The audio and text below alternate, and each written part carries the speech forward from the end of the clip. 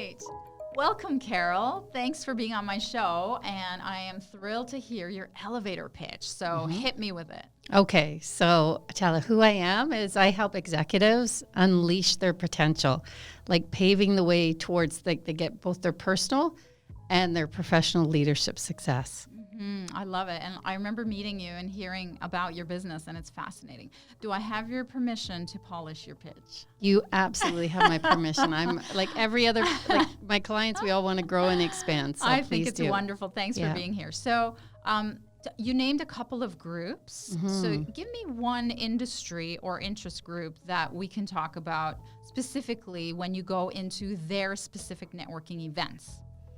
A specific group? Yeah. Like of business people, like business leaders, like CEO forums? Like I'll go into a CEO forum and speak with owners. That's awesome. CEO forums are awesome, but CEOs don't often gather, you know, frequently that you have access to. So what I'd love is like an industry. Okay, so then it would be the entrepreneurs. Okay, so small business. Small business owners as well. Small business owners, God bless them, they do gather a lot. So I'm happier with that. I would be even happier if you were to slice it even further by industry. So you could say healthcare entrepreneurs, or you could say coaches, or whatever it is. Like if you could slice it even further, like financial. You know, inside of the entrepreneurs, they help. They're vast across country.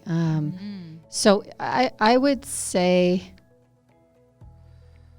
you know, it's a combination of men and women that I help as well. So that's okay. Yeah, it's so you men don't and have women. to split them by men and women. So I want you to think about the industry amongst all the ones that you help that has the most expensive problem you've solved. The most expensive problem you've solved for them.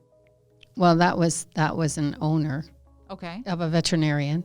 Perfect. Yeah. Okay. And what was the problem you solved? The problem I solved was creating his exit from his business. Perfect. And increasing his business, building team and teamwork in his business, to increase the revenues, to create a 33% increase that would position it to sell. That's amazing. And did he sell? He sold. Oh my God. So here's, if I could dream, and we would have to do the strategic work, and we can't do that in 5 minutes, but if I could dream, I would have you go into veterinarian groups and associations and do talks at their, monthly meetings, and journal and blog in their newsletters, and LinkedIn groups and all that. And how if you were to meet me and I was a veterinarian, you would say to me, I help veterinarian businesses transition into succession or do succession planning so that they're 33% or they're a third more valuable than they are today and can retire 5 years earlier.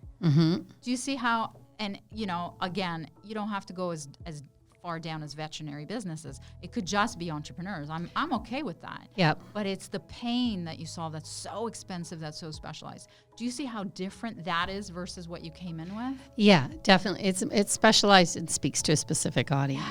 Yeah, because as soon as you said that, I'm like, okay, I have like two different verticals. So the executives, and then I can actually, from my past, look at who I have a purpose to make a difference for as the event professionals in the world at a global leadership level. There you go. So I get that being concise on the audience makes a difference. I love it. And all I want for you is to be able to find them in large numbers at any given time during the year, so that they don't just have one or two events that you're invited to, that you can literally show up to a monthly meeting every month and find faces that you know. That's right. That now they know that this is the succession lady. She's going to get me 30% more, and I'm going to retire 10 years earlier. Yeah. And enjoy life. That's the personal part. That's the success. And it is a huge pain point for them, because I have a client who does succession planning. I think something like 70% can never retire. 70% of entrepreneurs can never retire because they just don't have the money in the business and the plan. So I think there's something really important there that you can look at. If that helps you at all. Oh, it does. It's actually a different spectrum. Yeah. So it was one of my most pride in clients and working with, and just That's really amazing. the piece that he got with his family, and everybody in business was looked after. The acquisition was easy.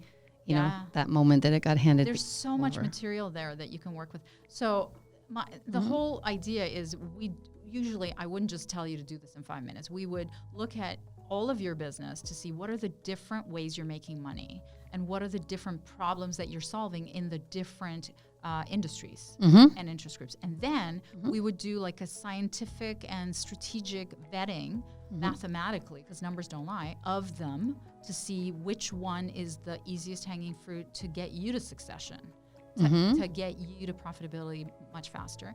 And then we would go out and vet it by, doing research, right? Exactly. Yeah. And then we would make your entire plan around that.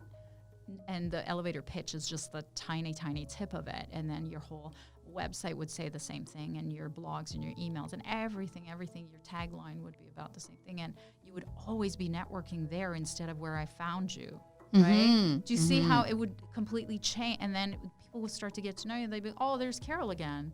Oh, it's her again. Yes. Do you see? And if you're in their face all the time, you can shorten the period to sell to them, because it takes 7 to 12 touches. Absolutely. To buy, right? Yep. Makes sense. Different, just even the thought of showing up at the veterinarian conferences would be so rare. But you're right, because it's actually, they all have their space and place. That they're so focused on, pets and not necessarily people. Yeah, I get it. Isn't it wonderful? Yeah, and I care about the people. Yeah. They care about the animals. They care about the animals. I care about the people, because it's communication. So I really get that. Like, just a different perspective today you've given me to look at. Awesome. Yeah, thank you. Thanks for coming in.